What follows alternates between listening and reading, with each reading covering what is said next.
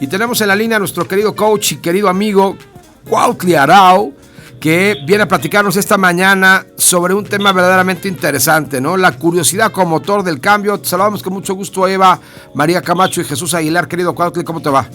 Muy buen día, no, pues encantado de estar aquí y de compartir un tema que a mí me parece muy interesante porque me causa curiosidad. Claro. Ahí empieza el hilo, ¿no? Exacto. Entonces vamos a decir que la curiosidad es el prerequisito para toda evolución, para todo crecimiento, para toda transformación, para todo cambio. Porque si no tuviéramos esa inquietud, que la palabra inquietud a mí me encanta, es como muy descriptiva, ¿no? Una inquietud es algo que no me permite ya quedarme quieto. Si no tuviéramos esa inquietud que es la curiosidad, no habría el interés o el chispazo que requiere para encenderse la conciencia, los procesos creativos, la capacidad de escucha, la observación, etcétera, ¿no? Entonces vamos a decir que una persona no va a mejorar su relación de familia si no le pica la curiosidad, ¿no? Si no le genera la insatisfacción, la situación que esté viviendo, un poco de curiosidad sobre cómo podrían ser las cosas mejores. Entonces, a mí lo que me gustaría que fuera nuestra invitación del día de hoy es a que consideremos que la curiosidad es algo muy positivo y es algo que debemos de propiciar en nosotros mismos y también en nuestra familia, ¿no? En nuestros hijos, en nuestra pareja. Que en vez de verlo como algo que nos pudiera llevar a algún peligro, ¿qué tal que por estar investigando luego no me gusta lo que me encuentro? ¿O qué tal que luego no me convenga lo que descubrí? Pues entender que siempre valdrá la pena permitir que la curiosidad vaya guiando nuestros esfuerzos, porque a la larga la curiosidad nos va acercando a la verdad, a la libertad, al crecimiento. Entonces decir, bueno, pues aunque me puedo topar con algo que no me guste, siempre será más verdadero y siempre será más realista, y eso a la larga es lo que vale la pena. Entonces por ahí sería el planteamiento de esta idea de la curiosidad como motor de cambio. ¿Ustedes qué piensan? Así es, Cuautli. Oye, yo te quiero preguntar particularmente acerca de cómo poder ir incorporando esta curiosidad también en los planteles escolares, en los diferentes centros educativos, donde de repente, bueno, pues se concentran mucho en seguir al pie de la letra todo el programa de estudios anual, pero justamente este ejercicio de dejar llevar la curiosidad a su máximo esplendor siempre va a ayudar mucho, porque además así surgió la ciencia, ¿no? Así empezó a resolver la ciencia sus más grandes dilemas. Claro, fíjate, ahí hay dos contextos interesantes que considerar. Primero me voy por el final y luego por lo primero que me preguntas. Va. Históricamente hablando, la curiosidad fue mal vista hasta después del Renacimiento. Históricamente hablando, incluso para los griegos les parecía que la curiosidad era como un distractor, era enfocarse demasiado en los detalles. Lo único que a ellos les interesaba eran las grandes leyes de la naturaleza, pero fuera de eso les parecía que era como una pérdida de tiempo o que eran cosas que le correspondían a los dioses. Y no se diga después, en el medioevo, en la época del oscurantismo, bueno, la curiosidad llegó a ser catalogada como un pecado, ¿no? Era una especie de lujuria hacia el conocimiento y se debía de evitar. Entonces es muy interesante pensar que no es sino hasta, no sé, con la aparición de Francis Bacon, que empieza a entenderse la curiosidad como un rasgo positivo, justamente el nacimiento de la ciencia, diciendo no nos importa tener la razón, nos importa conocer cómo son las cosas en verdad. Y entonces resulta que no hay preguntas malas. Hay preguntas quizás más pequeñas que otras, pero todas son válidas, todo nos interesa, todo quisiéramos conocer. Ahora, eso nos lleva a que la educación, desgraciadamente, se ha centrado mucho en la memorización. Y no falta, el otro día platicaba con un amigo de que la maestra de su hija le dijo como reporte, ¿no? Tú eres demasiado preguntona. Ese fue el comentario de una maestra a una niña, ¿no?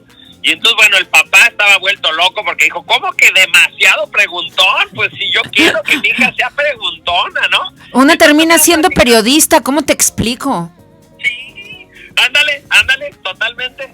Y entonces nos quedamos platicando sobre que quizás cuando un maestro tiene un niño muy curioso, se siente amenazado.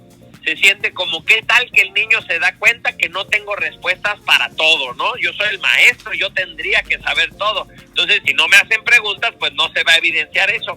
Pero lo que creemos es que tendría que ser una postura contraria, decir, bueno, si tengo un niño curioso, yo le puedo responder que no sé y le puedo hacer más preguntas. O sea, podría fomentar esa curiosidad, no restringirla, dejárselo de tarea, decir, ¿sabes qué, mi amor? No sé lo que me estás preguntando. ¿Qué te parece si tú lo investigas y te doy puntos extras, no? O te lo dejo de tarea y los demás niños hacen otra tarea. ¿Por qué? Porque la verdad es que vivimos en una época donde los niños van a tener acceso a un montón de información.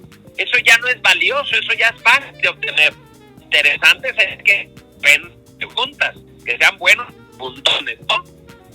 Por supuesto. A ver, Cuautli, a mí se me antoja preguntarte, justamente con este contexto de los escolapios, imagínate que sucede, esta imagen mental me llegó a la cabeza porque lo he visto y lo he visto repetirse tristemente muchas veces, el clásico, oye papá, oye mamá, ¿y por qué esto?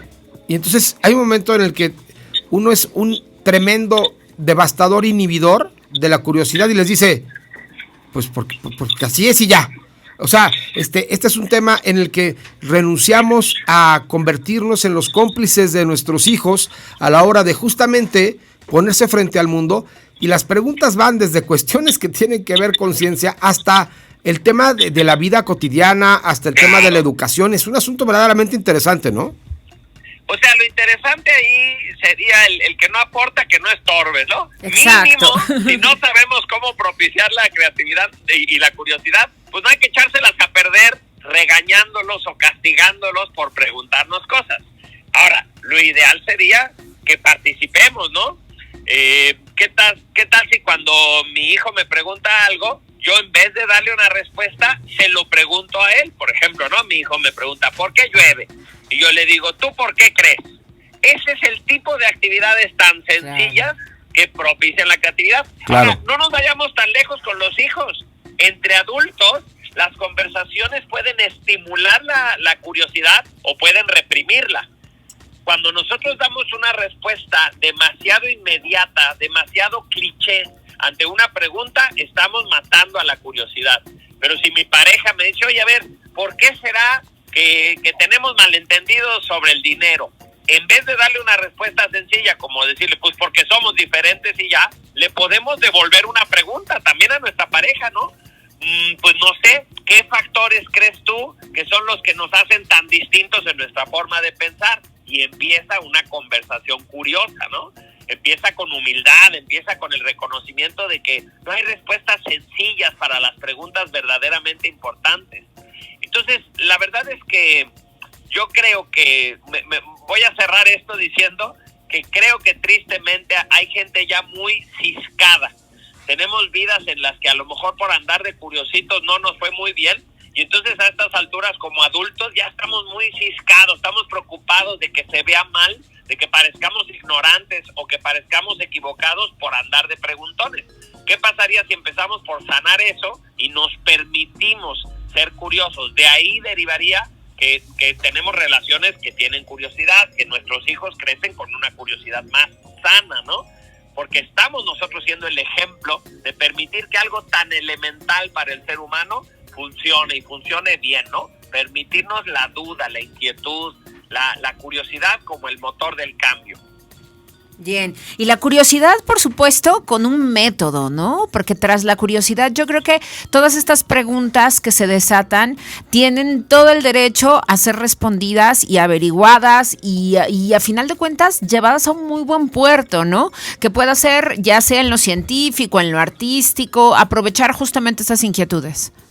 Sí, estoy de acuerdo. Fíjense, hay una anécdota que dice que cuando a Picasso le enseñaron una computadora, obviamente estamos hablando de una época donde todavía no eran como son ahora las computadoras, entonces se le explicaron y le dijeron que podía guardar estos datos y que podía expresar estas fórmulas y no sé qué, y Picasso dijo, híjole, qué decepción, ya vi que esta cosa tiene muchas respuestas pero pocas preguntas. Qué padre frase, ¿no? O sea, se le hizo como, pues sí, es como una agendota, es como un cuaderno muy rápido, pero a mí lo que me gustan son las preguntas, no las respuestas.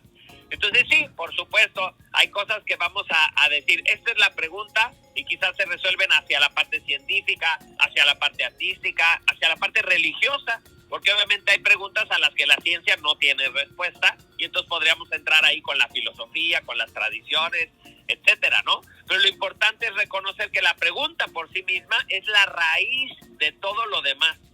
La curiosidad es el motor del cambio, no es lo que hace el cambio al final, pero si no tuviéramos curiosidad no empezaría el resto del proceso. Claro. Pues está la voz de Cuautli Arau, que es un extraordinario amigo y por supuesto colaborador de estos espacios. Por supuesto ustedes también lo pueden buscar, es psicoterapeuta, instructor, speaker motivacional. Creo, Cuautli, gracias por todo, un abrazo. Gracias, un abrazo a todos. Gran fin de semana para ti, Cuautli, muchas gracias. Gracias.